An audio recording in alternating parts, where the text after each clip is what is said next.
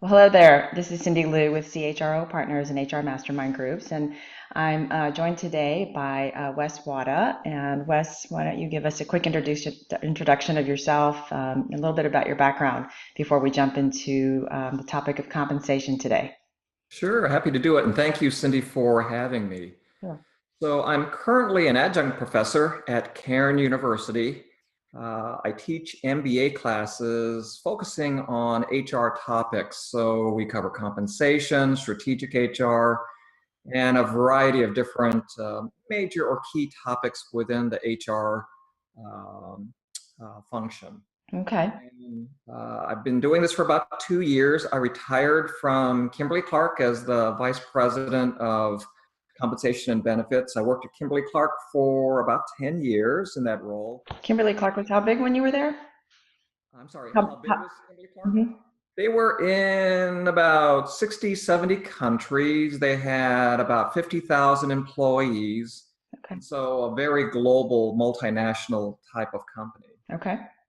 And before Kimberly Clark, I had similar roles. So head of comp and ben at 7-Eleven, Hmm. FedEx Office, and Atlantic Richfield, or people might know it as ARCO. Okay. So you've been at some pretty jumbo organizations Yes, where all great companies. yeah, I imagine compensation was definitely a boardroom topic for Yeah, many of those organizations.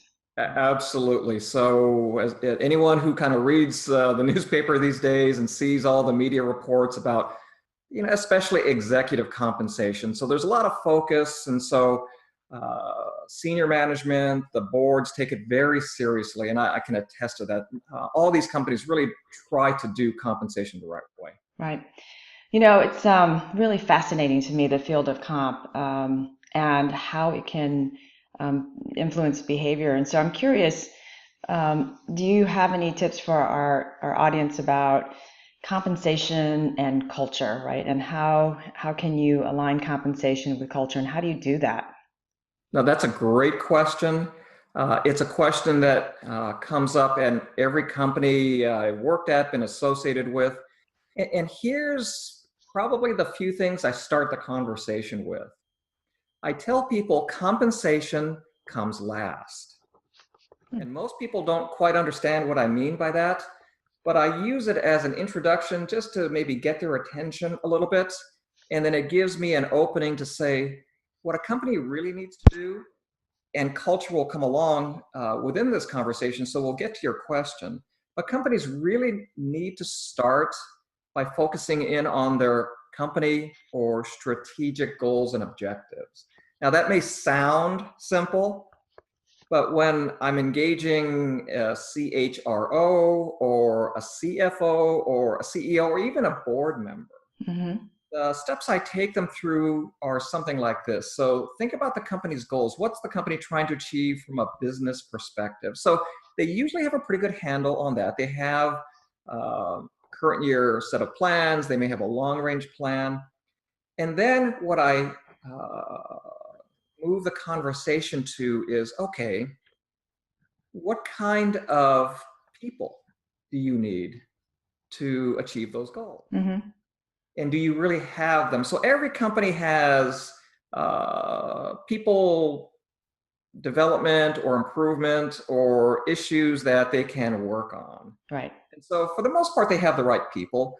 But as part of a compensation discussion, I want them to see the alignment of goals and having the right type of people. Now, why do I move to the right type of people issue? Because what I can then do is introduce the concept of compensation and say, okay, there may be a group of people where you need key or critical performance. And maybe you have to go get a top performer. Maybe you have it within your company. Maybe you need to go hire it from the outside. But once you decide that, then you can start talking about what type of pay is needed to attract that type of person. Okay. And then what we can also do is once you have your goals and objectives and type of people uh, in place, you can talk about incentive plans. And so, how do you want to design incentive plans that will engage your people and help you achieve your goals and objectives. Now, that may sound simple, Mm-hmm. but it's really a challenging discussion. So talk about what your goals are, and then really talk about, does an incentive plan help the person achieve those goals? And so you've heard it before. Most of the people who will be your audience for this video have heard line of sight. Mm-hmm. Can the person work on something that really helps achieve those goals? Do you want it at an individual level? Do you want it at a department level? Do you want it on a comprehensive enterprise level? And maybe a combination of one or two or three of those factors as well. So it really takes a bit of time and effort to talk through all of that. Right. But I give you all of that as context, Mm-hmm. because overlaying everything is culture. And all the companies I've worked at are wonderful. I have nothing but good things to say about all of the companies, but each company had a different culture. Mm-hmm.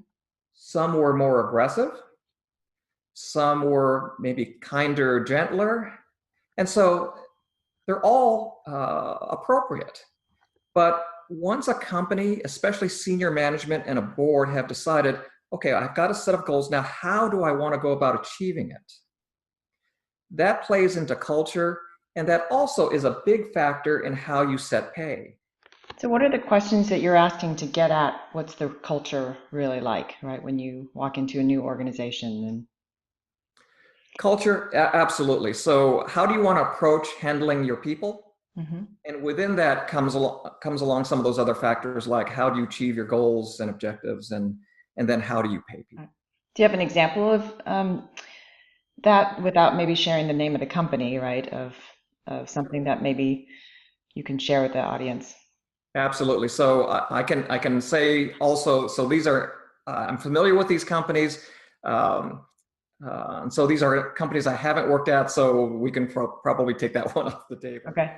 But again, these are all very appropriate approaches. So I'm going to give you an example at one end of the spectrum. So a more aggressive company. It's perfectly acceptable to have a set of goals that are aggressive, and you set up a culture and you explain to your employee population, being transparent, these are aggressive goals.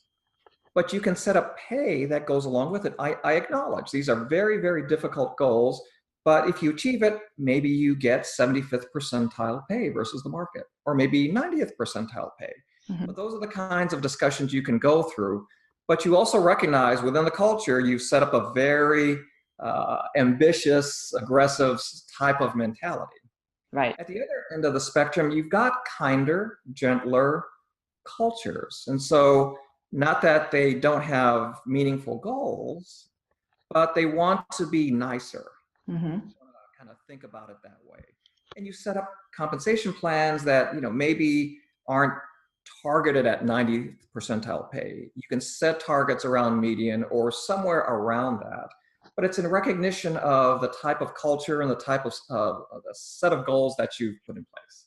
So maybe we're going to grow 5% a year versus, and we're happy with that. We want good growth, strong growth versus we're going to double our revenue this year. Absolutely. And so a couple of examples can be you see high-tech companies all the time, especially startups, set very aggressive goals. And it's very understandable. Right. They have a lot of growth potential. Mm-hmm. And you set up goals, you set up pay systems that try to support the attainment of all those goals. Versus a mature company, there are lots of very good companies that have been around over 100 years. Right. And so they're mature. Mm-hmm. And they still have a lot of areas to develop, a lot of growth areas. But to your point, they're going to grow at 2, 3, 5% a year versus doubling revenue every year. Plus, they've spent a lot of money. So, for example, in sales compensation, when you're a startup, you have no brand, right? It's all on the salesperson to get out there and, bring in the business and drive top line versus, if you're a large consumer brand, you've got a lot of branding behind you, right? Exactly. That's a great example in sales. It can carry over even into manufacturing and even to staff functions as well. Mm-hmm. Yeah, I know we weren't going to talk about this, but it's interesting. Sales is an easy one to measure, right? Probably a challenging one to design. Um, but I'm curious, in staff functions where there aren't really specific goals, right? It's a little bit not as black and white. Right. How do you design comp programs for, those operational type roles? Yep. No, it's a great question. So I'm going to take a step back in Mhm. answering your question. Okay. One of the things I think is very helpful in compensation is as you enter in those kind of discussions, staff incentive plans, even sales incentive plans, it's good to give the audience, so whether it's a sales group or a staff group, it could be HR, it could be legal, it could be finance, Hmm. just a little bit of background as to how compensation is done. Mm. And so, how do companies approach compensation? Why do they pay an accountant this? Why do they pay an operations person that? And so, you can give them a little bit of Comp 101, but the reason I bring this up is it gives context and some background information to help them understand how you then set up things like a staff incentive plan. Right. But a couple of little maybe bullet points I'll mention as we head into the staff incentive plans. So a lot of people really don't recognize the marketplace is setting pay levels. And so it's the marketplace that determines what an accountant makes. It's the marketplace that determines what a marketing director makes. And so Not when you? companies, It wasn't you setting it? exactly. So a lot of people think HR goes into a room, closes the door, comes out Hmm. and comes up with an answer. And really, you know this, and maybe a lot of your audience knows this. There are a lot of good surveys out there. There's a lot of information out there as to what a certain type of position makes. And it's, again, as you know, influenced by where you work. So location does make a difference. The size of the company, the ability to pay more makes a difference. The type of industry makes a big difference. Different industries pay differently as well. So you can give them a little bit of sense that really it's the marketplace and it's Hmm. not HR just making arbitrary decisions. Marketplace sets pay. Right. And then the other thing to let them know, and just being transparent with them, that most positions these days are included in incentive plans. So companies have cascaded down and been very inclusive. So it's not just senior management anymore that have these big bonus plans. Hmm. So they've gone down. Again, most companies will include management, but a lot of companies now have included maybe all their professional staff and maybe even non-exempt staff. Right. But the point being, most positions participate in an incentive plan, but why? It's not the company trying to be a nice company. They do it for a couple of reasons. One, they're really tying pay to performance. And so we're kind of inching towards an answer to your Hmm. question on staff. Hmm. But when you set pay, so you've got a salary and you have an incentive plan, you've made a portion of an employee's pay variable. And if you tied it to either company performance or the department's performance or even the individual's performance, Right. if they do well, usually there's some component tied to how the company did. So if the company does well, they have the money to pay the incentive plan. Right. If the company doesn't do well, they don't have to pay the bonuses or incentive payments. So there's a link, and a Hmm. very important business link from tying performance to pay. Right. So it's something just to sensitize people to. So it's great that a position gets to participate in incentive plans, but they have to understand what that really means. There's a lot of good that comes with it, and there's some challenges that come with it as well. But now that's all set up to answer your question. Hmm. So when you set up staff incentive plans, what you tend to see is a good portion of the set of goals tied to company performance. Okay. And so, yes, you're not outselling. Yes, you play a very important role in helping sales and helping the company just perform well, Hmm. but you don't have much of a direct line of sight to profit. maybe, some expense management and things like that, but sales or margin and things like that, there's not much of a line of sight. So you tend to see goals set to company level performance and probably departmental performance. And maybe if the company wants to put in an individual performance piece, a lot of companies these days will tie it to their performance review. Right. And so that's a good way to get the person to understand that they had a set of individual objectives for the year. They go through their normal performance evaluation. They get rated satisfactory, above, or below. And you can really use that as a good discussion set of points to have to discuss how the individual did and then how that links to his or her pay. But that's kind of a sideways answer to how most companies think about designing a staff incentive plan. Well, that's very reassuring to me because we actually designed back when I ran a company that was in the consulting field, we tied our consultants to that exact same thing. So the salespeople were tied to revenue, and then the consulting team was tied to gross margin. Yeah, and then their individual performance based on client feedback and performance metrics. And we did all of that at once, right? But we were a small company, so it's really easy to be like, we're redoing everybody's compensation plan sort of all at once. Right. And I hear about large organizations saying, "Oh, we're redoing our sales comp," or it seems like there's silos, right? And so I just can't even imagine how hard that is to align all those different pieces within an organization, as a head of comp. And so it is, and it's a lot of set of challenges. But again, I go back to what I said in the beginning: comp comes last. Right. And I've had interactions with certain management groups that really understood that concept. Mm-hmm. The more work you do on your strategy, and then linking it to the design of incentive plans and how you want to pay people, the more work you put up front there, the back end discussions about results and pay become much, much easier. I see. So if you haven't done that front end work on your strategy and your goals as a business, it makes it really hard for the compensation team to really affect the outcome, right? Because you're just responding to the marketplace at that point.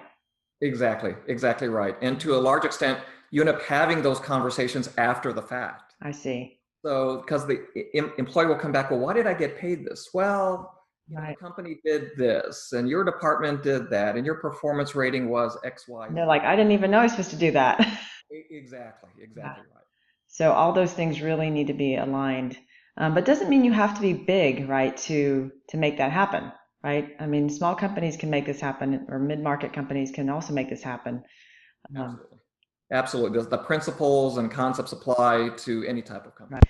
And truly, that strategic discussion around the company's mission, vision, values, core values, and culture really it really needs to be a starting point for every HR function, not just comp. Exactly. The principles apply by department and function. Right. That's awesome. I could talk to you for hours about this. I'm pretty sure if I would have gone into a functional HR role, it would have been comp because I love the numbers and the data. But let me ask you, because we just hear so many companies struggling to find compensation professionals these days. And I suspect many people don't go into HR thinking that they're going to be, crunching numbers, but you make it sound so much sexier. I mean, you've got boardroom conversations and, you're really influencing the direction and the outcomes of an organization at a level that the CFO cares about, that the board cares about, right? So tell me, what do you think it takes to be a good compensation professional? Oh, that's a great question. And just to go back to your early comment, I can sympathize. When I was working in those other companies, it was very hard to find compensation people. Wait, before you answer that, how did you get into comp? Oh, okay. So I'll give you the short version. So I was a finance person. Okay. And so my undergrad degree, I have a business degree undergrad, focusing on finance. And for the first 10 years of my working life, at ARCO, Mm-hmm. I was in the finance department. Okay. I did all the typical finance jobs. I was a financial analyst. I worked in treasury, planning and evaluation, those types of financial oriented jobs. And so I actually had an expat assignment in Hong Kong. I was the finance manager for one of the divisions for Asia. Mm-hmm. And so I worked in Hong Kong for 4 years. But the reason I bring this up is it was time for me to rotate back off the expat assignment back to the US. Okay. And so, maybe here's the semi-interesting part. The CFO and the head of HR asked if I would be interested in becoming the head of compensation. Wow. And I said, well, thank you, but just to be open, I know nothing about compensation. I've never worked in HR. Right. And honestly, I think this is a part of the answer to your question. I asked them, why would I switch from finance to human resources? Mm-hmm. But here was the answer, and here's really the answer to your question. It was the CFO who answered. He said, look, it's the early 90s. This was early 1990s. And executive compensation was just starting to get controversial. Mm. And to your point, the CFO said, look, I need someone I can talk my language to. We're having to go to the board, compensation committees, and now we're having conversations around Black-Scholes option values. So as you know, that's the vehicle used to price options, but you can measure expense and cost and things like that. But his point was, and I still remember this, he actually said something like this. He said, I need someone I can talk my language to. I can teach you comp, or the HR people can help teach you comp, but it's harder to teach a non-analytical type all the analysis techniques. And so we're talking to people with an analytical background, just to see if you're interested in maybe taking a turn in compensation. And so that's how I accepted the job. I actually liked it. And just as an aside, the head of benefits was an engineer. Very oil and gas, right? Yes, very oil and gas. But they found two analytical types and put them in really the two analytical roles within HR. Mm-hmm. But to answer your question, what do we look for? What makes a good comp or even a benefits person? Mm-hmm. What I found and what I liked really about the function itself is there's an analytical side, and you have to be able to handle a certain set of numbers. So you're looking and analyzing things like surveys and putting together incentive plans, and you have to test out them plans and things like that. So there's an analytical side. But the best compensation people, in my view, can handle the analytics, but they also understand the people side. Mm-hmm. And they also understand the company objectives. Business acumen. Mm-hmm. Yeah, exactly. So business acumen, what's the company trying to achieve? And you just happen to have a compensation issue within a business situation. Right. And you have to understand, okay, what's the business objective? What are the analytical techniques that help you think it through? But really, what's the effect on the employee population? And so they may like it, they may not like it, but the ability to see all three aspects and perspectives and then put it all together, Mm-hmm. you can come up with a recommendation. But one of the things I'd probably share with you, and again, I think you would understand this, there's not necessarily one right answer. Right. You can come up with a recommendation and justify it, showing your understanding of these three areas. But it's also helpful to put together an alternative or two, maybe one that's a little bit more cost friendly, Sure. financially oriented, Mm-hmm. but probably people won't like. Right. But you can put together one that's more people friendly that probably costs more. But I found that management or whomever you're explaining the issue to and alternatives and a recommendation to appreciate that you can put forward a recommendation, but you've got an alternative to the left, you've got an alternative to the right, and it helps them see the whole spectrum. Right. And it helps them see, okay, maybe I don't like any of those three, but I can see I can pick this one or that one along the kind of spectrum of possibilities. Yeah. One thing I'll add to that list of three is also communication skills, right? So Absolutely. I think, just hiding behind the numbers is not going to get you anywhere. Obviously, to be able to just, have conversations with the board and the CFO, you've got to have strong communication skills. Absolutely. And so completely agree with you. And especially when you get to a director or a vice president or officer level, the communication skills are required Right, right. to talk to peers, to talk to senior management, perhaps board members, and then really building on your point. The other thing I would just add is there are a lot of challenges in designing a compensation program. I would suggest there are an equal number of challenges implementing Mm-hmm. I agree. a compensation program. So I think you're about half done once you've designed it.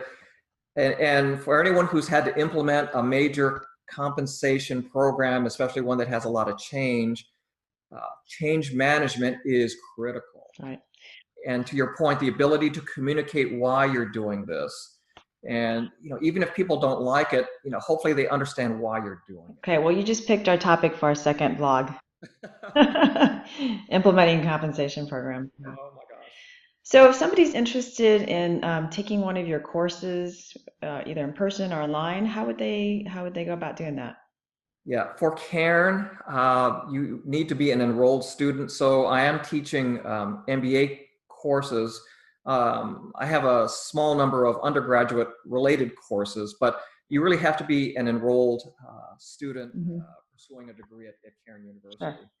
But again, and probably a lot of your audience knows, there's a lot of good set of resources out there. Hmm. Um, so World at Work offers almost a full range of compensation and benefit type of or set of courses where you can cover the different areas within compensation and benefits. SHRM is a wonderful organization that also offers resources, but really all you have to do is kind of Google it or go to the net, Right. and you can find all kinds of great tutorials or classes to take. Sure. That's awesome. And the last point I want to make is years ago, I was in the corporate risk management field, and the University of Madison had an amazing professor who got so many kids to go into that field and really sharp kids. And I'm like, why did you pick risk management? And they're like, because of our professor. So I think you have an opportunity to really influence some of these students to go into the field of compensation and solve this pain, this of not having enough talent in the field. Yeah, absolutely, absolutely agree about the kind of shortage Mhm. of compensation people out there. So, just a plug for people out there just thinking about it. It's very interesting. If you like this type of work, want to try it out. It really, I never went and during my undergraduate days even knew this field existed as a possibility for career, and it's a wonderful area, and you can build a wonderful career. And these days, there's a trend of many of the CHROs all came up through compensation.